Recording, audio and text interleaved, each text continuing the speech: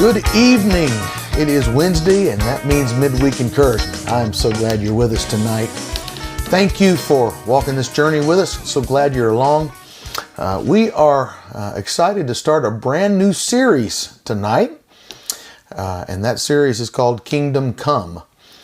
We are going to be launching this from Luke chapter 10, and eventually we'll get into a little bit of chapter 11 of Luke, and it's exciting. Thank you.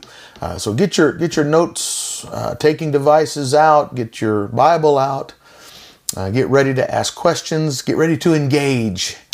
Go ahead and engage there at in the comments area. You can put some great comments and emojis and share the video. Hit the like button in Facebook Live, or if you're on YouTube, you can hit the subscribe button and activate that little bell so you get notified when we're on. Thank you. Thank you. It is indeed an honor, a pleasure, a privilege, really, to be together with you like this tonight and every Wednesday night. We want to get the word out. We want to let other people join the Midweek Encouragement family and be a part of this time that we have together. I'm hoping that you're learning, that you're getting some new information and maybe even some help in understanding some of the scriptures when it comes to the Gospels and the life of Jesus.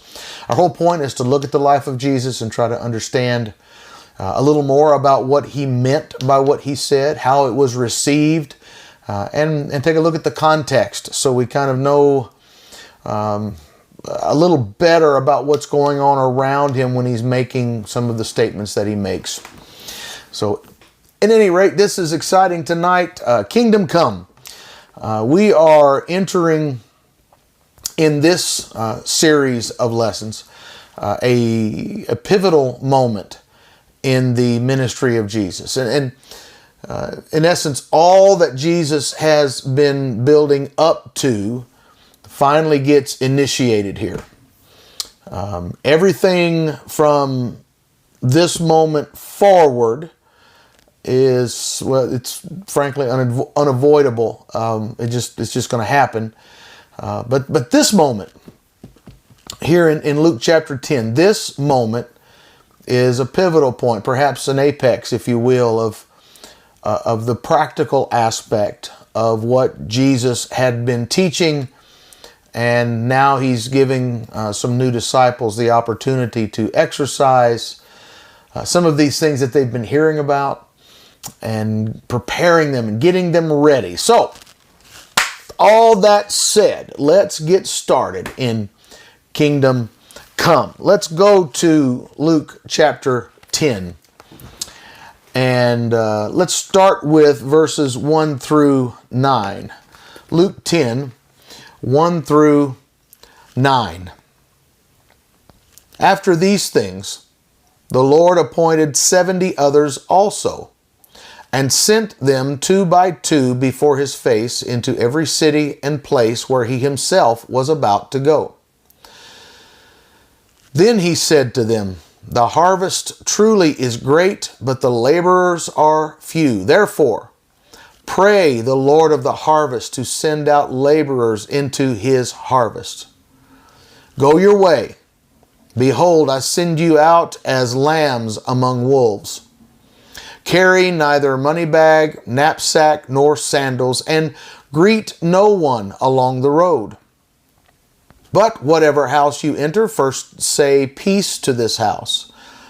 And if a son of peace is there, your peace will rest on it. If not, it will return to you. And remain in the same house, eating and drinking such things as they give, for the laborer is worthy of his wages. Do not go from house to house. Whatever city you enter and they receive you, eat such things as are set before you. Heal the sick and say to them, the kingdom of God has come near to you." I'm not sure we're going to get it. In fact, I'm fairly certain we're not going to get to all of those verses tonight. But we're going to get a good start on these things. As, of course, we are limited by our time together. I want to honor your time And I appreciate you being here, and I don't want you to, I'm not going to take advantage of your time here tonight. So, Luke 10, Jesus is sending disciples on his mission. Now, this is a mission, and it may sound very, very similar and very familiar, and that's because this mission is certainly similar to one that had happened before. The previous one was maybe, best we can figure out, a year or so before this one. In the previous mission, if you'll remember, 12 were sent out in groups of 2. This time, 70 are being sent out in groups of 2.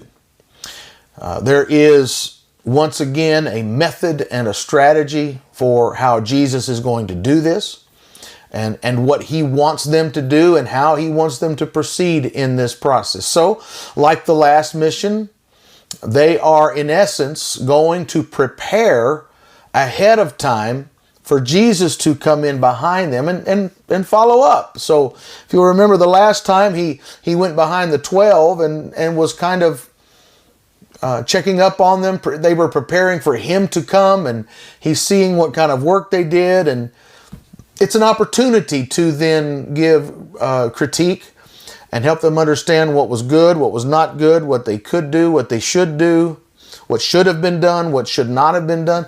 All of those things were intended to be educational, instructional for the 12 the first time, and in a similar fashion in the 70 this time. Similarly, our mission today in the 21st century is very similar to what their mission was, in that we also are to go and prepare people to meet Jesus. Now, we're not Jesus. Let's make that clear. We are his ambassadors. We are his representatives, but we're not Jesus. We did not die for their sins, could not, even if we wanted to. But what we are doing is preparing the people that we meet to be ready to meet Jesus. We are authorized and commissioned for this mission that Jesus has us on. Again, in Luke 10, the mission here is for 70, and this mission is a bit of a broader mission, perhaps, than what had happened before. If you'll remember, the last time that the disciples, the 12, when the 12 were sent out on a mission, it was a symbolic thing. The number 12 was very symbolic. It was symbolic to Judaism, to Israel, understanding that 12 is a very important number to them. There were 12 patriarchs, 12 sons of Jacob, 12 tribes of Israel, consequently.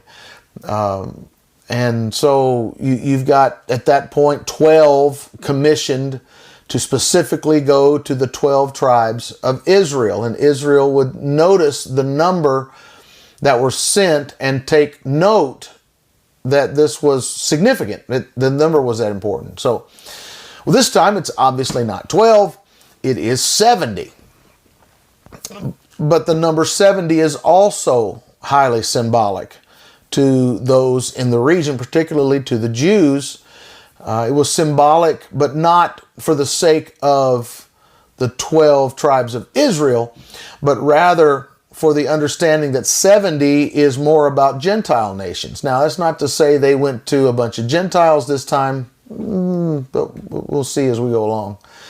What I'm trying to get to is 70 is symbolic for the Gentiles, in that in Genesis, if I'm remembering all my numbers correctly, and I could be wrong, I have been wrong before, but the number of non-Hebrew nations, as you see in Genesis, numbered 70, and so 70 was consistent in the Hebrews with the Jews, even here in the first century. It's consistent with a representation of the Gentile nations. That was just something they understood. So it is interesting that Jesus is using this number, and from that position, I think it would be fair to say that there is an indication that he's preparing more for a global mission than a domestic or a Judaism, Jerusalem and the surrounding areas of Israel. He's preparing more of a global circumstance. So,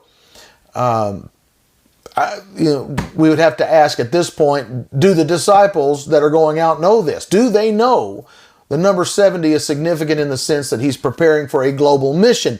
Not likely. I don't think they get it. Not the global side of things. And I say that because even the 12 struggled with the whole global idea of what Jesus came to accomplish. They just simply don't seem to be aware of the global context. Now, if you'll fast forward a little bit, Jesus did tell them at some point later on after his resurrection that he was sending them to Jerusalem, Judea, Samaria, and to the uttermost parts of the world. And you would think at that point, surely they would get the global idea that this is for more than just the Jews, but it's really not the case. They were more concerned with whether this was when Jesus was going to return Israel to their proper sovereignty and bring them into their kingdom with Jesus being their king. And so they still had that on their mind.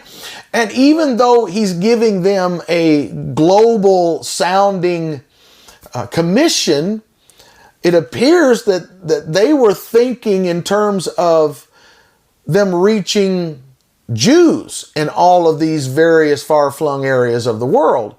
In other words, they were thinking that they were being sent to the Jews in Jerusalem and Judea and Samaria and in the uttermost parts of the world, because there still were Jews and Jewish communities throughout the world at that time, from the previous exile when Babylon attacked and captured and relocated many in Judah. But they didn't get it. The point is they didn't get it. They're not thinking about the global aspect of all this. They're still very, very, very local and regional. In Luke 10, let's take a look there at verse 2 that we read just a few moments ago. In verse 2, Jesus said, "The harvest truly is great, but the laborers are few. Therefore pray the Lord of the harvest to send out laborers into his harvest." So, we've heard this. I've preached it. You've probably read it, thought about it. But let's investigate this just a bit more. In this occasion, he's sending out 70 in teams of 2. So the previous time, he had 6 teams of 2 because he only sent out the 12, right? This time, Jesus has 35 teams going out, and to the teams, he is saying to them, pray that the Lord of the harvest would send laborers into his harvest. Well, he's already got here almost 6 times the number he sent out the last time. And yet, he's telling them to pray for more laborers. And we heard this before. If we go back to Matthew chapter 9, he said essentially the same thing to the 12. Pray the Lord of the harvest to send out laborers into his harvest. And then the very next thing, that's kind of the end of a chapter, and then into the very next chapter, he says, he sends out the 12 laborers by twos. But on this occasion, the 70 that he's sending out are not the answer to the prayer for the Lord of the harvest to send laborers. In fact, they are the ones instructed to pray about this. Well, let's take it a little further. When Jesus sent out the 12 in twos, when they returned, they brought with them some 5,000 men, and then there's women and children on top of all of this. And They counted 5,000 men that showed up because of the efforts of 6 teams of 2. 12 dedicated disciples preaching the good news impacted thousands and thousands of people. And didn't Jesus tell them that they were going to fish for people the way they would fish for fish out of the sea? I'll make you fishers of men, I think was the comment. Now, and when they're talking about fishing, they're not talking about what we often do. And I love to fish, but I'm not going out there with a net. It's not my livelihood. It's something I do to rejuvenate and kind of get powered up again and rest in some ways. In other words, I'm out there with a rod and a line and some sort of lure, and it's all done in such a way, depending on whether I'm fly fishing or ice fishing or bank fishing or boat fishing, whatever the case may be. I'm not throwing a net out, right? That's me. I'm not. If I'm doing it for a livelihood, it's a different story. But these fishermen that were now disciples, used to fish with a net. That was their livelihood. And they knew what it meant to throw a net into the water and drag in all kinds of fish, a multitude of fish of all different varieties. So they understood that. And so the 12 go out a year or so before, and they brought back thousands. Sounds like fishing for men. Now, here Jesus is sending more than 6 times that number out. And if that's the case and the numbers hold even close to being true, the hope is they're going to bring many, many more thousands of people with them when they come back. So, what Jesus, it looks like, is saying is, we need more laborers. This isn't enough. And we need more and more, and we all need to chip in, we all need to pay attention, we all need to become a part of all of this, and we need more to come and be a part of this. That seems to be what he's saying. And understand it, when they come back, and there's thousands upon thousands upon thousands that are coming back, they're going to need help. They can't just do this with 12, or certainly not 70 either. And this is a model, I think, that should be at work even in the church today. This is why at PSL we are clearly defining what it means to serve, and that everyone in the church is a minister in the sense that we all serve. We are all His children, the children of God, and we are serving as children, joint heirs with Christ. We have a stake in all of this. There's an inheritance to be gained in all of this. And even if you put all of that aside, that the truth is, if we are to have the harvest that I think God wants for us, one person certainly cannot do what Jesus wants His church to do. 70 active disciple makers in this group with Jesus simply were not enough for Him, knowing what was about to happen or what they could and have the potential to accomplish. 70 wasn't enough, and so He's saying to them, hey, you need to pray for more laborers. This is not going to be enough in the very near future. Just simply not enough. And I feel very much like that way with PSL. We're training and teaching and preparing and trying to gather in all of those who would be servants and helpers and trainers and teachers and perform some function in the body. And we need more laborers. We need more help, because I'm seeing a tremendous harvest begin to come in from the greater Salt Lake metro area. Okay, from the 70. Who are these 70? Where'd they come from? Well, it's likely that some of them, if not all of them, perhaps, were converts, disciples of the original 12.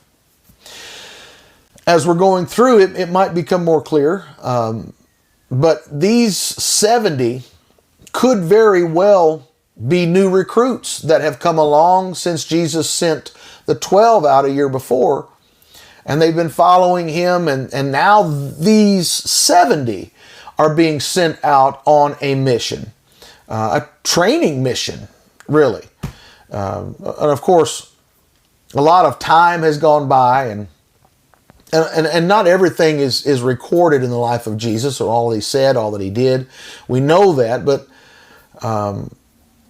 it sure seems to be the case that there's some gaps and some missing things here, and this is true in all the gospel accounts. There's missing pieces. There's big gaps of time missing in some areas, and sometimes there's locations or destinations that are not listed in one or any of the gospels. Of course, if you get in the book of John, you find out he wrote that if we were to write down all that Jesus said and did, the world could not contain the books written. So, saying that, I'm saying that there's a lot of history, there's a lot of story with Jesus that we just don't have. And the truth is we do have all that we need. And we don't have everything and all the various details of what happened. But we do have enough to get the idea, right? We understand that because his story is continuing in us. It didn't end with the disciples and with the end of the Gospels and however each of them ended. That's not the end of the story. His story is continuing in us even today. That's why Jesus made the statement that his followers would do greater things. And I think we still continue those greater things. Another question that might come up besides just the number 70 and who these people were might be, why did Jesus send them out in twos? Why not by themselves? He could cover more area, right? You could send them out that way. Or maybe they should go in more than twos. Well, why two? I think one answer is found in Deuteronomy. Deuteronomy lays out the fact that you need 2 or 3 witnesses for establishing any word or testimony. So you needed at least 2, and this is the minimum requirement for witnesses. So there's 2 going out. We also understand that there is strength in numbers. In Genesis, God said to Adam, it's not good for man to be alone. He needs a helper. There's a number of scriptures that talk about the importance of having strength in numbers.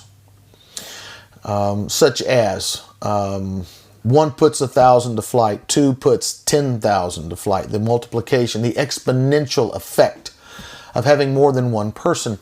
There's the scriptures that talk about 2 are better than 1. If one falls, there's someone there to pick him up.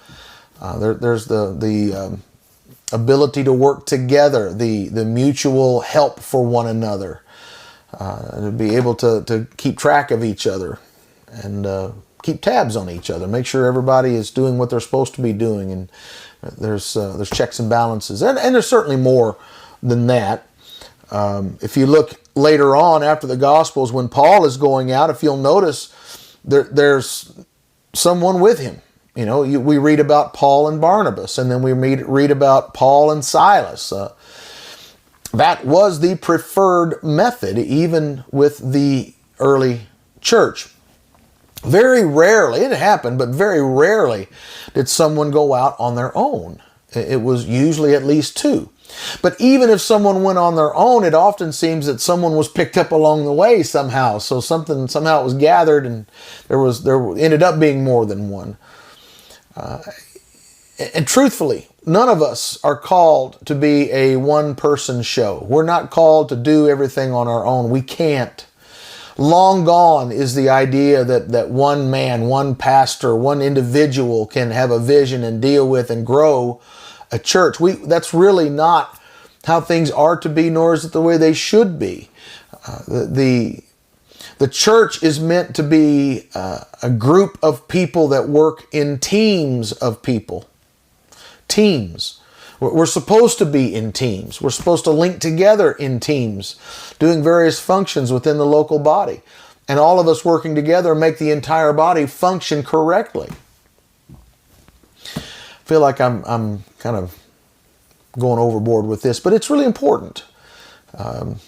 It's really important, and it's why we're emphasizing teams right now, and we're building the structure of teamwork and having teams that are working in various aspects of the church. So, Jesus said, he said to pray for laborers, and then he said that he's going to be sending them out. You'll like this. He's sending them out as lambs among wolves. Doesn't that sound exciting? I don't know. It doesn't seem like a really good way to preserve the flock, to send them out as if they were lambs among wolves. It just doesn't seem a very positive and fruitful possibility. Seriously, what kind of shepherd sends his lambs out among wolves? I don't know. It's as if Jesus is saying that some people going out to do ministry for the kingdom are going to be destroyed, eaten alive. Can you imagine?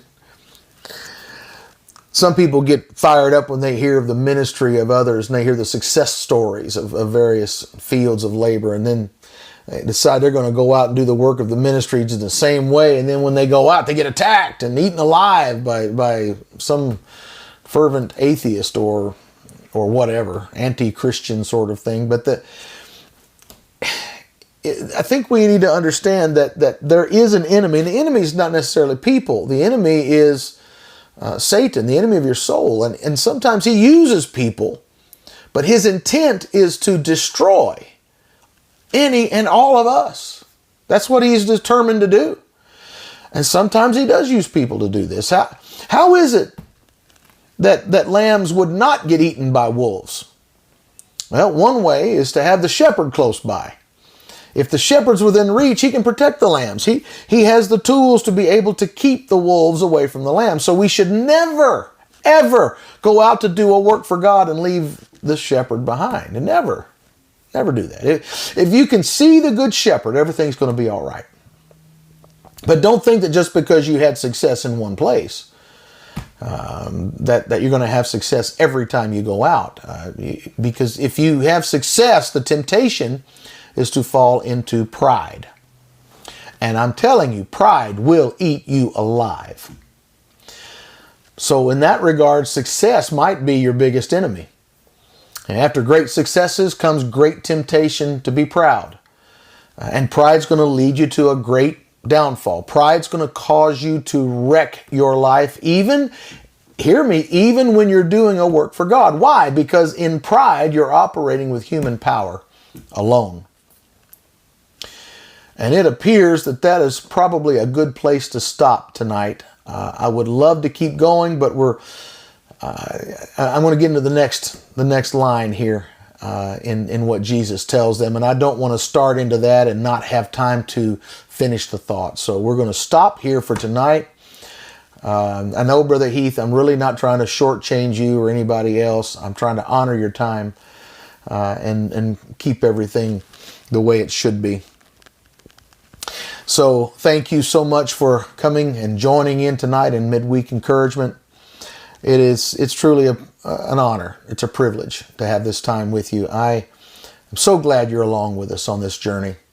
I want you to continue the journey. It's sometimes it's not as exciting as others, but you know what? It gets there eventually. We'll have a good time with it.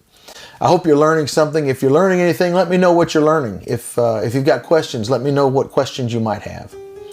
In the meanwhile, until we get together again, I'm encouraging you to love God with your heart, soul, mind, and strength. Love your neighbor as yourself. Fast, pray, give generously. And now you go and make a disciple.